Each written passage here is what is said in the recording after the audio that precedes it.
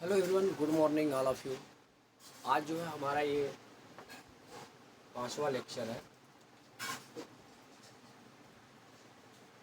और हम लोग बात कर रहे हैं बीमा पर। तो बीमा के जितने भी आंकिक प्रश्न हैं उन सभी प्रश्नों को मैं इस वीडियो में इंक्लूड किया हूँ, तो आप लोग अच्छे से धैर्य बना के देखिए। जैसे पहला प्रश्न मैं इसमें बात ये करूँ कि इसमें दिया है बल F, लंबाई L और समय T को मूल राशियाँ मानते हुए इन राशियों का बीमित सूत्र ज्ञात कीजिए। तो आइए हम लोग देखते हैं घनत्व का।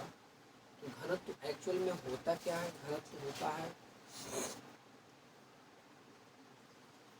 घनत्व का जो फार्मूला होता है वो होता है द्रव्यमान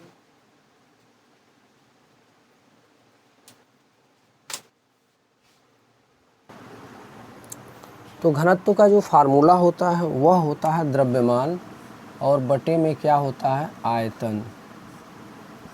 तो द्रव्यमान को हम लोग m से लिखते हैं और आयतन को हम लोग L पे पावर 3 से लिखते हैं। तो आप इसमें क्या कर लीजिए, ऊपर एक t से गुणा कर लीजिए और नीचे t से भाग दे दीजिए, और L स्क्वायर से भी गुणा करेंगे और नीचे L स्क्वायर से भाग देंगे। ऐसा मैंने क्यों किया?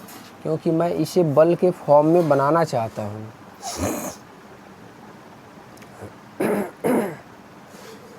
तो कुछ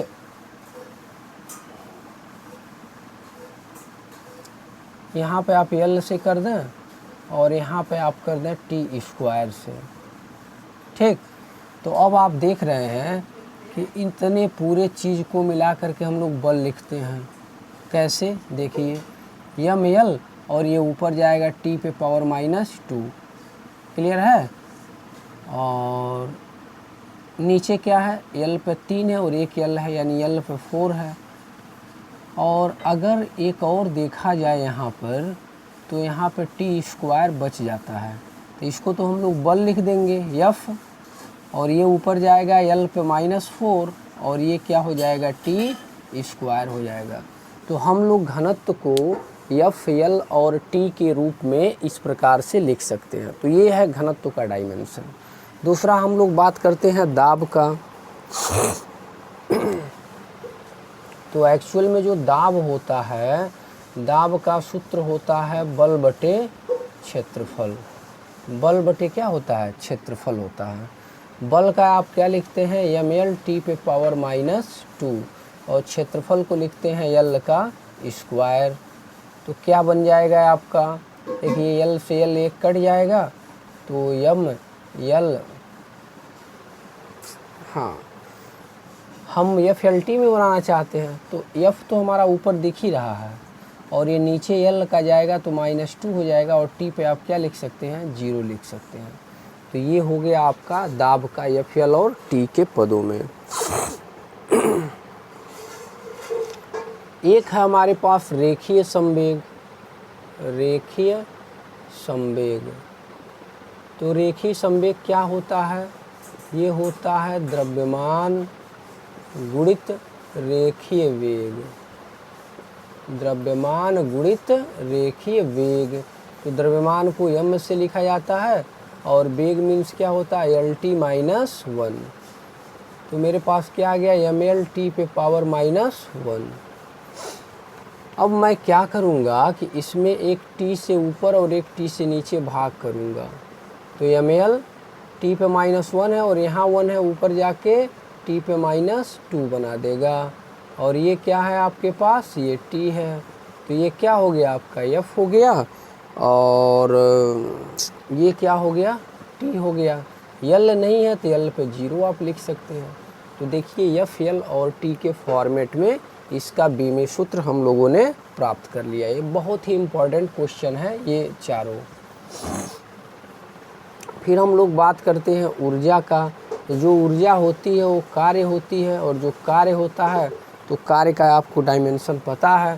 कार्य होता है बल गुणे विस्थापन, विस्थापन को L, तो हमारा हो जाएगा F गुणे L, F L, और T पर क्या हो जाएगा? 0 हो जाएगा। तो इस प्रकार से इसका हम लोग बीमी सूत्र निकाल लेते हैं।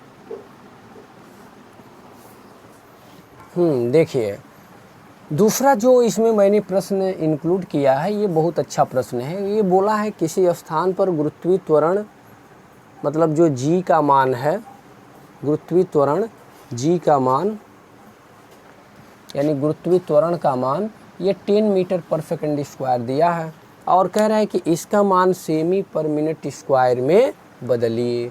तो हम लोगों को पता है कि जो जी बराबर है वो 10 मीटर पर सेकंड स्क्वायर दे दिया है। फिर हम लोग जानते हैं वी नो हमें पता है कि 1 मीटर बराबर 100 सेंटीमीटर होता है और हम लोग ये भी जानते हैं कि जो 60 मिनट होता है, जो 1 मिनट होता है, 1 मिनट वह होता है 60 सेकंड के बराबर। तो आपसे पूछा जाए कि 1 सेकंड क्या होगा, तो आप कहेंगे कि 1 सेकंड का मान हो जाएगा 1/60 मिनट। तो यही मान हमें ले जा कर के इसमें पुट कर देना है। तो देखिए 10 है, मीटर को हम लोग सेमी में बदल देंगे, तो मीटर की जगह क्या लेंगे, 10 के घात स्क्वायर सेमी, ये हो गया। फिर हम लोग क्या करेंगे, यहाँ पर जो सेकंड है तो 1 सेकंड का मान 1/60 मिनट हो जाएगा और इसका क्या हो जाएगा, स्क्वायर हो जाएगा। तो 10 गुणे 10 का स्क्वायर और ये आपका क्या है, सेमी में है और नीचे आप देखिए 1/3600 मिनट स्क्वायर हो जाएगा। तो ये 3600 ऊपर चला जाएगा गुणा होके, तो 3600 गुणे 10⁻³ और सेमी पर मिनट स्क्वायर। इसे आप लिख सकते हैं 36 गुणे 10⁵ सेमी पर मिनट स्क्वायर। तो ये जो है इसका वैल्यू हो जाएगा गुरुत्वीय त्वरण जी के मान का।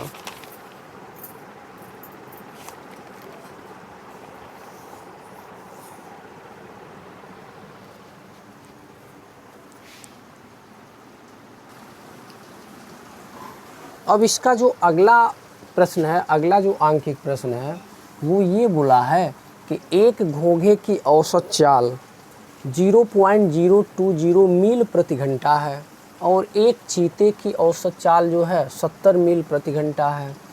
तो पूछ रहा है इन चालों को एसआई में बदलिए, और जबकि इसमें ऑप्शन दे दिया है कि जो 5 मील है वह 8 किलोमीटर के बराबर है।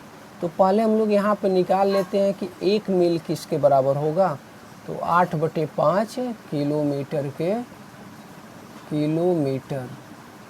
क्या होगा, बराबर होगा। तो 1 मील का मान यहाँ से आपको क्या निकल जाएगा, 8/5 किलोमीटर। अब आइए हम लोग पहले का देखते हैं। पहला क्या है हमारा, घोंघे की चाल, तो निकाल लीजिए। घोंघे की चाल को मैंने नाम दे दिया क्या, V1।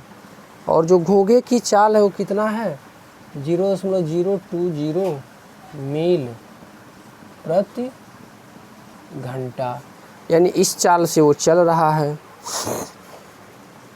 तो अब क्या कर दीजिए, 0.020 मील को बदलने के लिए किलोमीटर में क्या करेंगे आप, 8/5 से गुणा कर देंगे तो किस में हो जाएगा, किलोमीटर में हो जाएगा, किलोमीटर। और नीचे क्या है आपका, घंटा है। तो हम लोग जानते हैं कि किलोमीटर से मीटर पर सेकंड में बदलने के लिए 5/18 से क्या करते हैं, गुणा कर देते हैं। ये आपको पता होना चाहिए कि अगर 1 किलोमीटर है तो 5/18 से गुणा कर देंगे तो वैल्यू किस में बदल जाता है, वो बदल जाता है मीटर पर सेकंड में। तो 0.020 इंटू 8/5 और 5 बटे क्या कर देंगे 18, तो ये आपका बदल जाएगा मीटर पर सेकंड में। तो मीटर पर सेकंड में आपकी वैल्यू आ जाएगी, इसे सॉल्व करेंगे 0.0089 मीटर पर सेकंड। ये आपको प्राप्त होगा। इसी प्रकार से इसमें जो सेकंड दिया है, चीते की चाल दिया है 70 मील। चीते की चाल को मैंने v2 बोल दिया और ये दे दिया है 70 मील प्रति घंटा। 70 मील प्रति घंटा, तो 70 गुणे, और अभी मैंने आपको बताया कि मील को कन्वर्ट करने के लिए इसका हेल्प ले लेंगे आप। 8/5 आपका हो जाएगा किलोमीटर प्रति घंटा। किलोमीटर से मीटर पर सेकंड में आने के लिए क्या करेंगे, 5/18 से गुणा कर देंगे, तो किस में आ जाएंगे, मीटर पर सेकंड में। तो जो इसका मान आने वाला है v2 का, वह 31.11 मीटर पर सेकंड। तो ये हो जाता है इसका आंसर।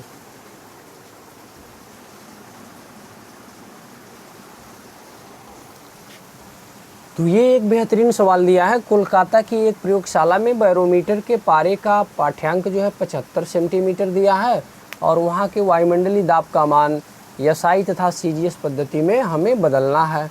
पारे का विशिष्ट घनत्व दे दिया है 13.6, पानी का जो घनत्व दे दिया है 1000 किग्रा पर मीटर क्यूब और जी का मान 9.8 मीटर पर सेकंड स्क्वायर। और इसके लिए संकेत दे दिया है कि एक वायुमंडलीय दाब जो होता है वह एक वायुमंडलीय दाब इतने के बराबर होता है। एक वायुमंडलीय दाब बराबर PGH।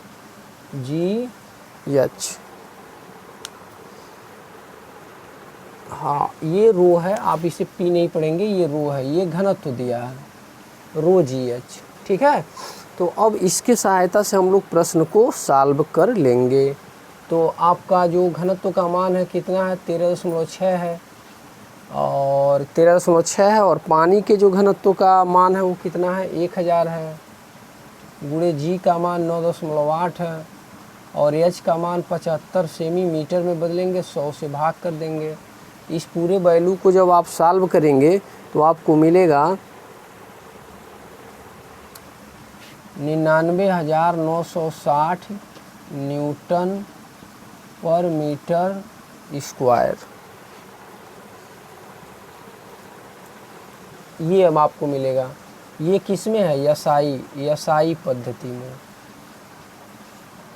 एसआई पद्धति में आप जब इसी बात को सीजीएस पद्धति में सॉल्व करेंगे, सीजीएस पद्धति में, तो आपको जो है 99,960 गुणे 10 करना पड़ेगा। तो ये आपका जो है सीजीएस में आ जाएगा डाइन पर सेमी स्क्वायर। तो सीजीएस पद्धति में इसका मान इतने डाइन पर सेमी स्क्वायर के बराबर हो जाएगा। अगला जो मैंने प्रश्न सिलेक्ट किया है वो बिजली के बल्ब की शक्ति 100 वाट दिया है। कोई बिजली है, उसका जो बल्ब है उसका जो शक्ति है वो 100 वाट का है। कह रहा है इसे सीजीएस में बदलिए। तो हम लोग जानते हैं कि जो शक्ति होता है, शक्ति वह क्या होता है, कार्य बटे समय। यानी पावर का फार्मूला क्या होता है, W/T, शक्ति बराबर कार्य बटे समय। शक्ति का जो मात्रक होता है वो क्या होता है, 1 वाट। कार्य का 1 जूल बटे 1 सेकेंड, इतना लिख सकते हैं। 1 जूल को लिखा जाता है 10⁻7 अर्ग और नीचे आपका क्या है, 1 सेकेंड है। तो सेकेंड में कन्वर्ट कर दीजिए, यहाँ पे आप लिख दीजिए सेकेंड। अब कितना पूछा है, 1 वाट का ये मान हो गया। तो 100 वाट में किस में बदल रहे हैं, सीजीएस में, सीजीएस पद्धति में 100 वाट का मान। तो 100 गुणे 10⁻7 अर्ग पर सेकंड हो जाएगा। यानी एक तरह से अगर देखा जाए तो 10⁻9 अर्ग पर सेकंड हो जाएगा। ये जितने भी न्यूमेरिकल आप पढ़ रहे हैं टोटल आप एच.सी. वर्मा से पढ़ रहे हैं। एच.सी. वर्मा बुक को आप फॉलो करेंगे तो पूरा का पूरा न्यूमेरिकल ये आपको मिल जाएगा।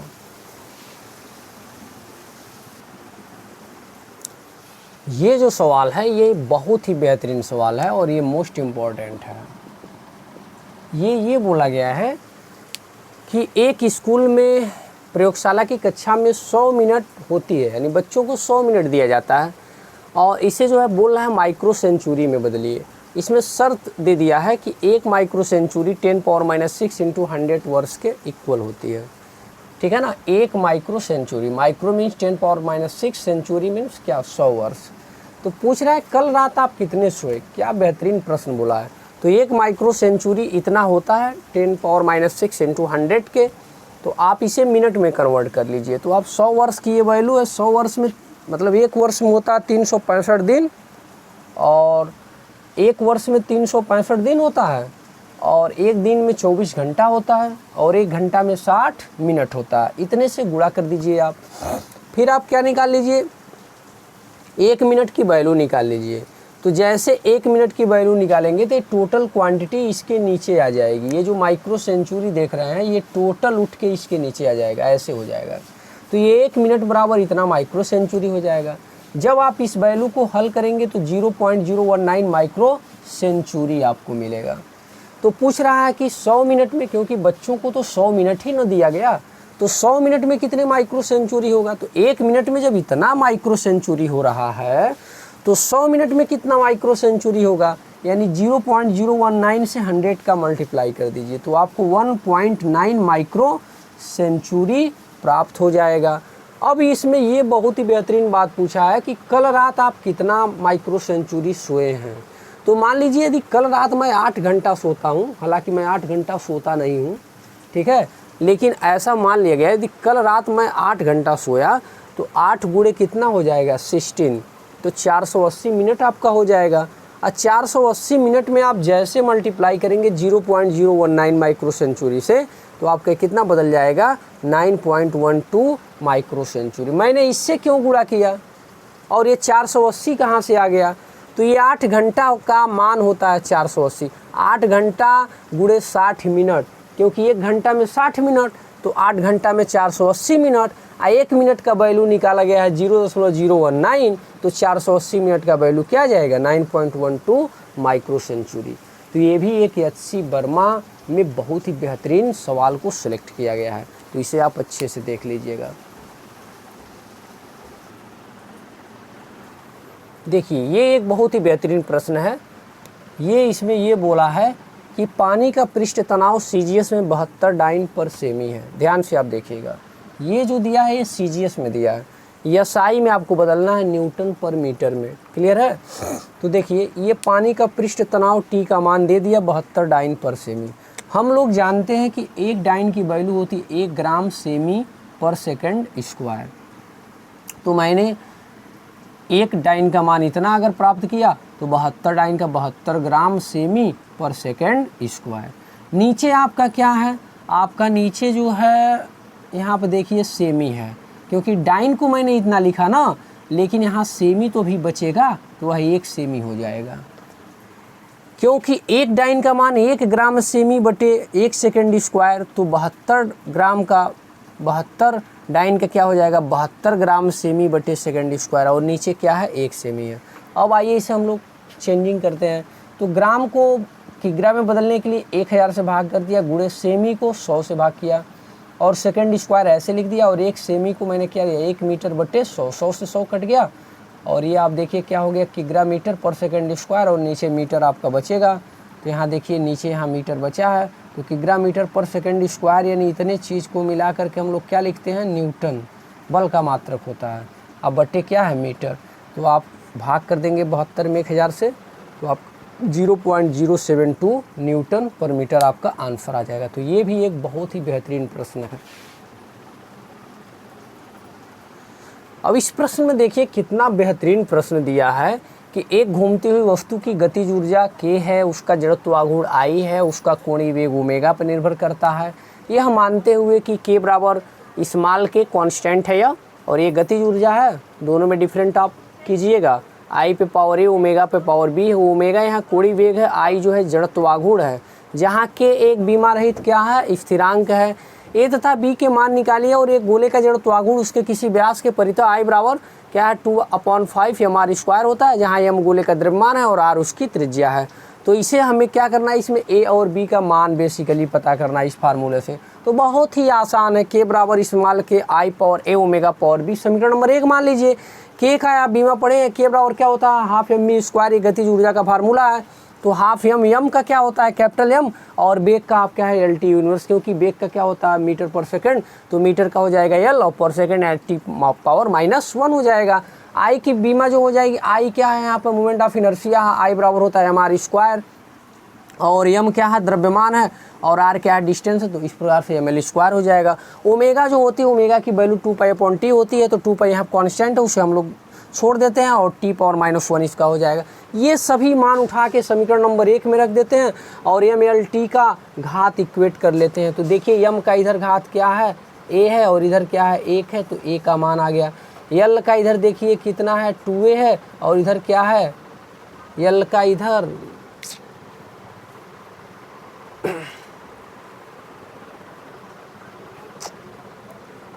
हाँ यल का थोड़ा 1 मिनट रुक जाइए।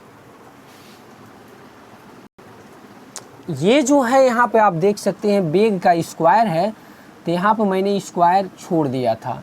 तो इसको जब आप आगे बढ़ाएंगे तो जहाँ पर बेग है, कहाँ पे बेग है, हाँ यहाँ पे, इसका स्क्वायर आप करेंगे तो यहाँ पर इस पर आपका 2 मिल जाएगा और यहाँ पर -2 मिल जाएगा। तो इसे आप बना लीजिएगा, क्योंकि इस स्क्वायर का यहाँ गुणा होगा तो L2 और t पे पावर -2। तो ये मान जब यहाँ रखेंगे तो L पे 2 और यहाँ पे -2। तो जैसे L का इक्वेट करेंगे, देखिए यहाँ पे 2a है और यहाँ पे क्या है 2 है, 2 से 2 कट के a का भी मान क्या आ गया 1 आ गया। अब आइए t पर, तो एक तरफ t का -b है और यहाँ पे क्या है -2 है, तो इस प्रकार से b का मान क्या आ गया 2 आ गया। ये सभी मान जैसे फार्मूले में ले जा के रखेंगे तो k बराबर आपका I पे पावर a का मान कितना है 1, और ओमेगा पे b, तो क्या हो जाएगा k बराबर हो जाएगा आपका I इंटू ओमेगा स्क्वायर। ये आपको एक फार्मूला प्राप्त हो जाएगा।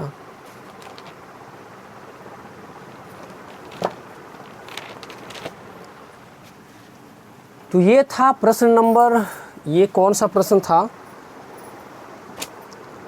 ये प्रश्न नंबर 14 दिया है। आप जो SC वर्मा की जो बुक है उसमें जो है ये प्रश्न संख्या 14 पे यही प्रश्न लिखा है, तो इस प्रश्न का ये सॉल्यूशन है। तो आई होप आपको ये पूरा वीडियो अच्छे से समझ में आ गया होगा। अगर समझ में आ गया है तो प्लीज़ इस वीडियो को लाइक कीजिए, शेयर कीजिए और चैनल को सब्सक्राइब कीजिए।